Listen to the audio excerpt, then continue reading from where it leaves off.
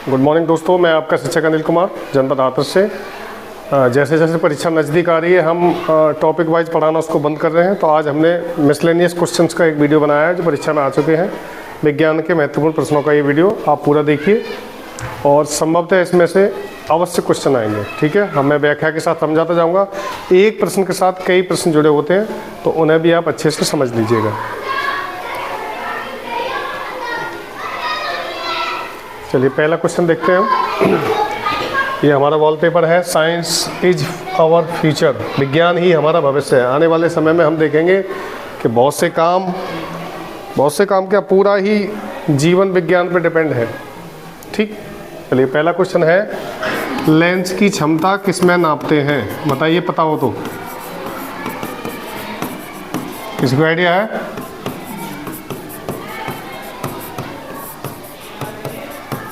No idea. Lens की क्षमता नापते हैं डायोप्टर में। ठीक है, और अगर लेंस का सूत्र पूछा जाए बच्चों तो लेंस का सूत्र होता है 1/b माइनस 1/u बराबर 1/f। अगर लेंस का सूत्र पूछा जाए तो ये लेंस कहलाता है। लेंस दो प्रकार के होते हैं, अवतल लेंस और उत्तल लेंस। अवतल और उत्तल, देखो एक से कई बन गए।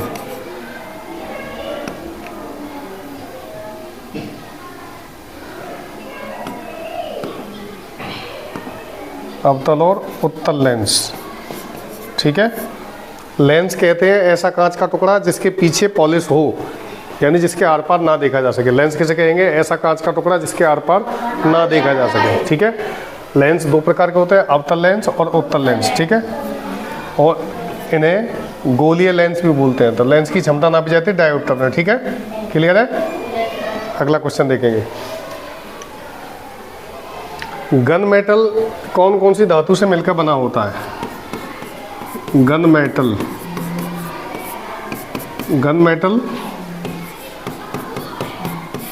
कौन कौन सी धातुओं का मिश्रण है?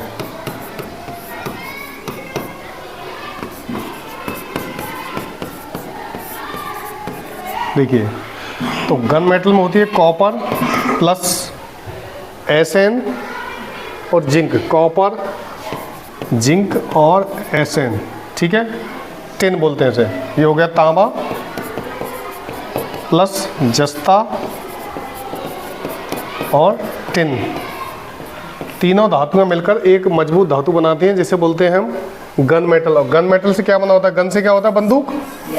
तो बंदूक की जो नली होती है बच्चों, वो गन मेटल की बनी होती है। ठीक है, जितनी भी बंदूकें होते हैं उनके जो पार्ट्स बने होते हैं वो गन मेटल के बने होते हैं। गन मेटल एक मिश्र धातु है, और मिश्र धातु जब बहुत सारी धातुएं मिल जाती हैं तो उसे मिश्र धातु बोलते हैं। ठीक है,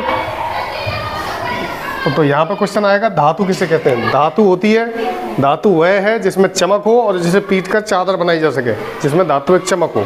ठीक है, तो ये तांबा, कॉपर, जिंक और टिन, ये तीनों मिलाकर बनाती है हमारी गन मेटल। क्लियर है? अगला क्वेश्चन देखेंगे।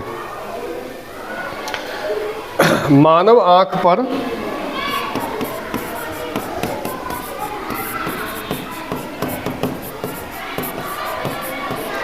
किसी भी वस्तु का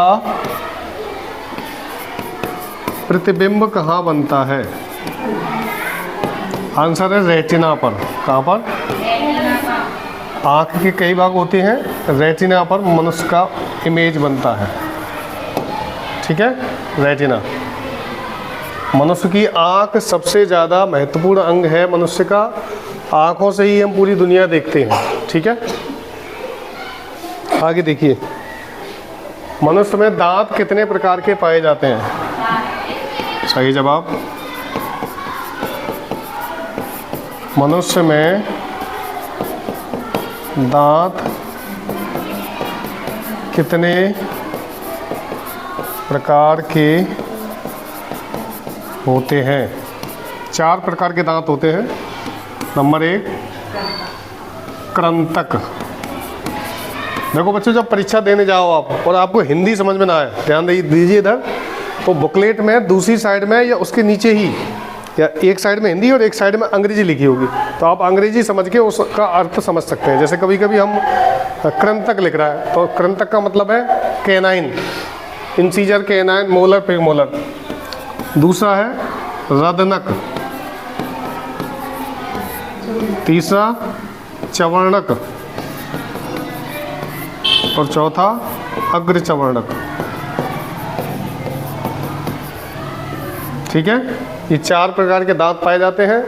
दांत बने होते हैं कैल्शियम कार्बोनेट से और फास्फोरस भी होती है इसमें।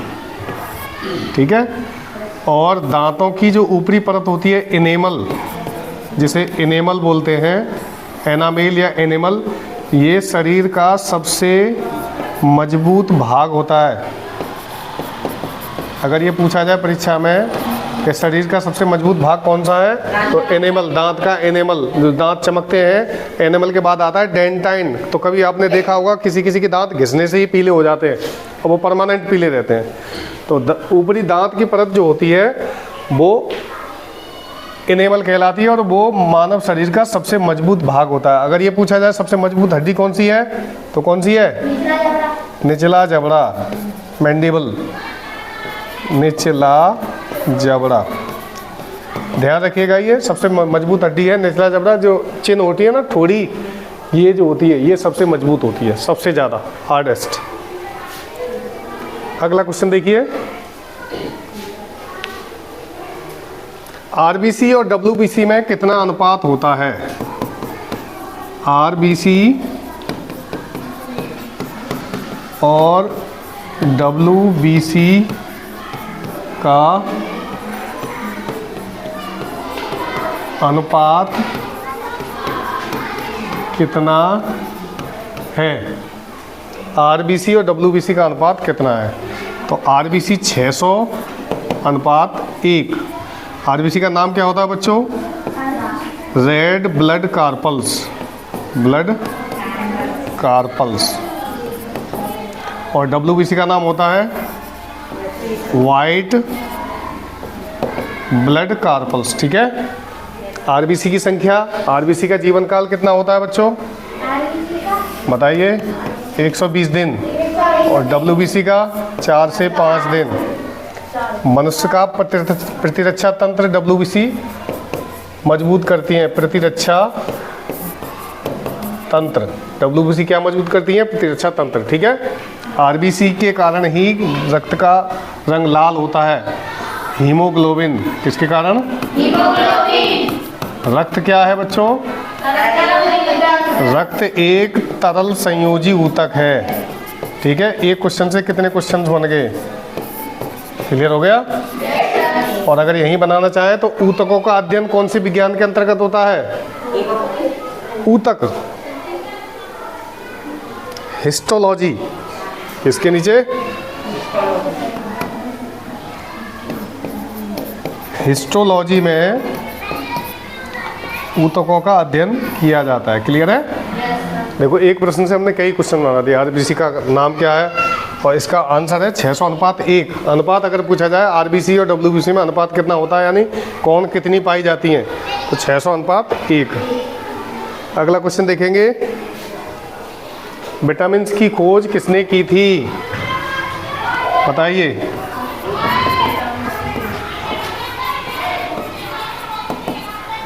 विटामिन की खोज किसने की? आइडिया है कोई? लिखा चुका हूं मैं, जैसिमर फंक। नहीं लिखाया? विटामिन 2 प्रकार के होते हैं बच्चों। एक तो जल में घुलने वाले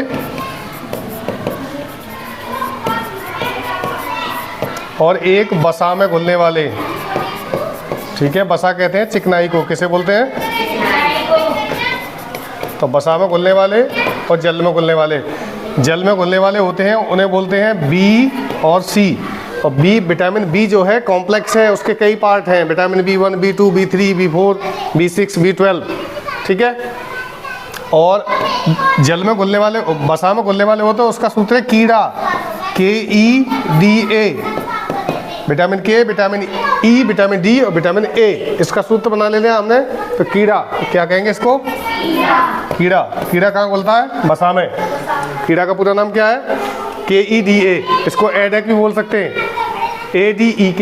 ये विटामिन है सभी, ठीक है। Vitamin A, vitamin K, vitamin E और विटामिन D, ठीक है ना। विटामिन में हम विस्तार से पढ़ा चुके हैं तुम्हें। तो विटामिन के खोजकर्ता थे जैसिमर फंक। फंक आता है लिखा हुआ, आप जैसिमर फंक पूरा याद कीजिए। जैसिमर फंक जो थे विटामिन के खोजकर्ता थे।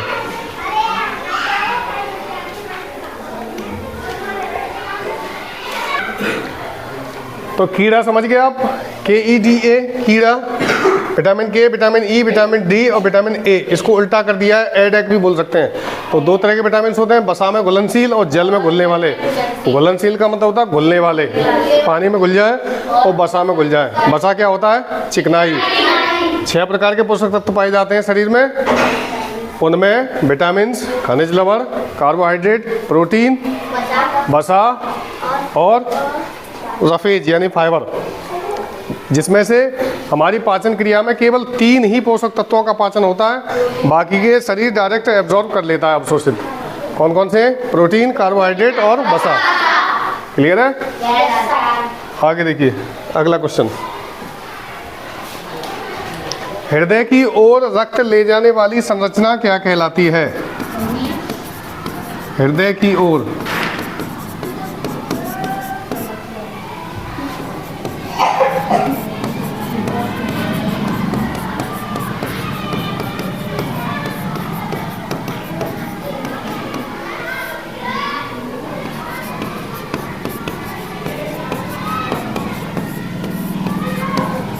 तो देखो, 2 होती हैं, धमनी और शिराएं। हार्ट से जो रक्त ले जाती हैं शरीर से वो कहलाती हैं शिराएं, और जो शुद्ध रक्त लाती हैं वो होती हैं धमनियाँ।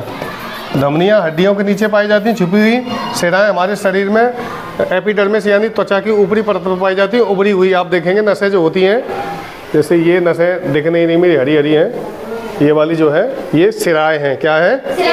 इनमें अशुद्ध रक्त बहता है, और ये अशुद्ध रक्त को हृदय तक ले जाती हैं। कहाँ तक ले जाती हैं? हृदय की इकाई क्या है? हेपेटिक। शरीर का सबसे महत्वपूर्ण अंग होता है बच्चों हृदय। कभी आराम नहीं करता, केवल 2 धड़कनों के बीच में आराम करता है, और लब और डब के बीच जो समय होता है तब हृदय आराम करता है। लब और डब के बीच में धक धक जो होती है वो लब डब होती है, ठीक है। इसके बीच में हृदय आराम करता है, और इनके बीच समय कितना होता है? एक लब और डब के बीच 0.8 सेकेंड, यानी धक धक के बीच जो समय होता है वो 0.8 सेकेंड होता है केवल। धक धक धक धक, ये सामान्य समय है। 0.8 सेकेंड का मतलब 8 मेगा सेकेंड हो गया। क्लियर है? ये हृदय की जो अध्ययन होता है उस विज्ञान का नाम क्या है? कार्डियोलॉजी। क्या है? कार्डियोलॉजी। और हृदय का अध्ययन करने वाले डॉक्टर को बोलते हैं कार्डियोलॉजिस्ट। क्या बोलते हैं? कार्डियोलॉजिस्ट। प्रश्न कहीं से भी पूछा जा सकता है बच्चों, एक प्रश्न से कई प्रश्न बन जाते हैं, ठीक है। मानव शरीर का सबसे महत्वपूर्ण अंग है हृदय। जब हम माँ के पेट में फीटस के रूप में होते हैं, एम्ब्रियो के रूप में होते हैं, तब से ही हमारा हृदय काम करना शुरू कर देता है। सबसे पुराना अंग भी होता है और सबसे ज़्यादा थकने वाला अंग भी होता है। जब हम सो जाते हैं तो लगभग सभी अंग काम करना बंद कर देते हैं हृदय के अलावा, ठीक है। हृदय कंटिन्यूस काम करता है। तो हृदय का अध्ययन कार्डियोलॉजी, कार्डियोलॉजिस्ट हृदय रोग विशेषज्ञ, ठीक है। और हेपेटिक इकाई होता है, इसी से मिलकर हृदय बना होता है। लब डब के बीच समय होता है 0.8 सेकेंड। क्लियर है? शिराएं गंदा खून ले जाती हैं, धमनियाँ साफ खून लाती हैं। अगला क्वेश्चन देंगे। हृदय की धड़कन को नियंत्रित करने वाला हार्मोन कौन सा है? हृदय की धड़कन को नियंत्रित करने वाला हार्मोन एड्रीनलिन कौन सा है? इसका दूसरा नाम क्या है? मैं पढ़ा चुका हूँ बच्चों, लड़ो और उड़ो हार्मोन।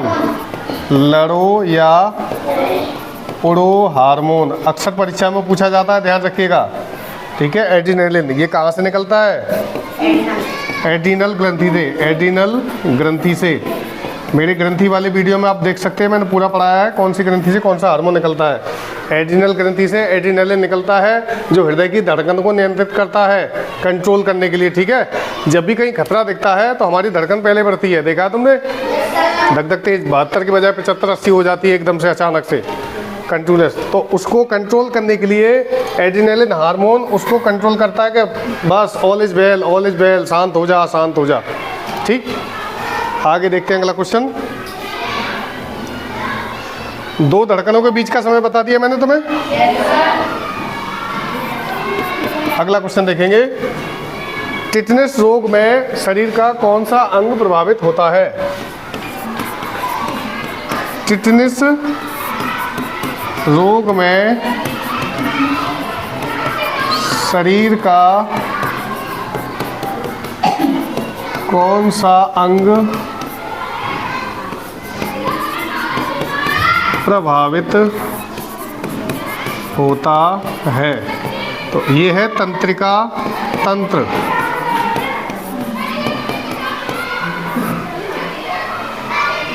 टिटनेस बैक्टीरिया से होने वाला रोग है बच्चों, माइक्रोबैक्टीरियम टिटेनी, इसका वो है बैक्टीरिया, माइक्रोबैक्टीरियम टिटेनी। किससे होता है, बोलिए, माइक्रोबैक्टीरियम टिटेनी, माइक्रोबैक्टीरियम टिटेनी। इस नामक जीवाणु से ये टिटनेस रोग होता है। और शरीर का जो महत्वपूर्ण तंत्र होता है, सेंट्रल नर्वस सिस्टम, केंद्रीय तंत्रिका तंत्र, उसको इफेक्ट करता है ये सेंट्रल नर्वस सिस्टम, CNS। इसके मुख्य 3 भाग होते हैं, कौन कौन से होते हैं बताइए। केंद्रीय तंत्रिका तंत्र में मस्तिष्क आता है और रीढ़ की हड्डी आती है, और क्या आता है, तंत्रिकाएं। नर्वस सिस्टम ही वो है जो मुझे तुम्हें पढ़ाने दे रहा है और तुम लोग सर हिला रहे हो। ये हमारा मेन स्विच होता है बॉडी का, जो अच्छे से काम करे तभी हम ठीक से काम कर पाते हैं, तंत्रिका तंत्र। क्लियर हो गया। टिटनेस रोग बैक्टीरिया से होता है, बैक्टीरिया का नाम है माइक्रोबैक्टीरियम टिटेनी, और ये बैक्टीरिया अक्सर लोहे की वस्तुओं पर होता है। तो हम देखते हैं लोहे की कील से कट जाए या चुभ जाए या फावड़े से कट जाए तो टिटनेस होने का डर रहता है। क्यों कि लोहे की वस्तुओं पर जो जंग लग जाती है उसमें यह जीवाणु पाया जाता है, माइक्रोबैक्टीरियम टिटेनी। क्लियर है। हम बचपन से ये समझते आ रहे थे कि लोहे से कटने पर टिटनेस हो जाता है, लेकिन टिटनेस किससे हो रहा है, जीवाणु से। किससे हो रहा है, बैक्टीरिया से। बैक्टीरिया से टिटनेस होता है और माइक्रोबैक्टीरियम टिटेनी उसका पूरा नाम है। आगे देखेंगे अगला क्वेश्चन। रक्त शरीर के भार का कितना % होता है बताइए, लिखा चुका हूं मैं। सही है।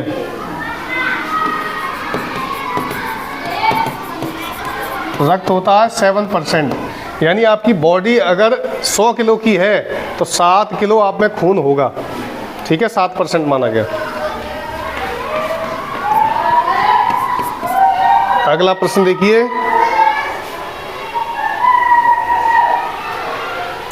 मानव की कपाल गुहा की क्षमता कितनी है।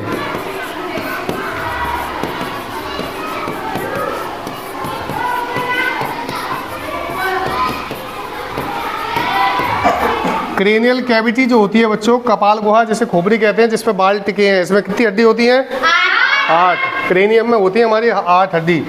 इसकी क्षमता जो होती है 1700 सीसी है। कितनी है, 1700 क्यूबिक सेंटीमीटर, घन सेंटीमीटर। क्या बोलेंगे इसे, घन सेंटीमीटर, ठीक है, 1700 घन सेंटीमीटर। क्लियर है। अब देखिए कपाल गुहा से हम समझ गए, कपाल गुहा यानी जिसमें हमारे बाल रुके हुए हैं, ये जो बाल हैं हेयर्स, और ये जो हिस्सा है जिसमें 8 हड्डियां पाई जाती हैं और एक संधि भी पाई जाती है। क्या नाम है उसका, वेरी गुड, अचल संधि। क्या पाई जाती है, तो जो खोपड़ी हम देख रहे हैं, खोपड़ा या खोपड़ी, जो खोपड़ी बोल देंगे या चांद फट गई हमारी, चांद फट गया, ये सब जो होते हैं 8 अलग अलग खंड होते हैं। क्या होते हैं, जो टाइटली जॉइंट होते हैं, कस के लगे हुए होते हैं, जिसको बोलते हैं अचल संधि। वो जुड़े तो होते हैं लेकिन अचल होते हैं। कैसे होते हैं, चलते नहीं है, ठीक है। तो कितने क्वेश्चन हो गए ये बच्चों, फाइब्रस जॉइंट होते हैं इसे। बच्चे हल्ला मचाने लगे हैं, ठीक है। तो ये 15 क्वेश्चन का छोटा वीडियो मैं भेज रहा हूँ, आप उसको पूरा देखिएगा। और 15 नहीं है, अगर आप में से प्रश्न बताएंगे तो लगभग 30 प्रश्न बन जाएंगे, एक में से कई प्रश्न बनते हैं। तो मिलेंगे अगले वीडियो में SST के में। आप कंटिन्यूस चैनल से जुड़े रहिए, क्योंकि परीक्षा बहुत नज़दीक है बच्चों, और जल्दी ही आपके प्रवेश पत्र आना स्टार्ट हो जाएंगे। ठीक है, तब तक के लिए thank you very much, keep watching.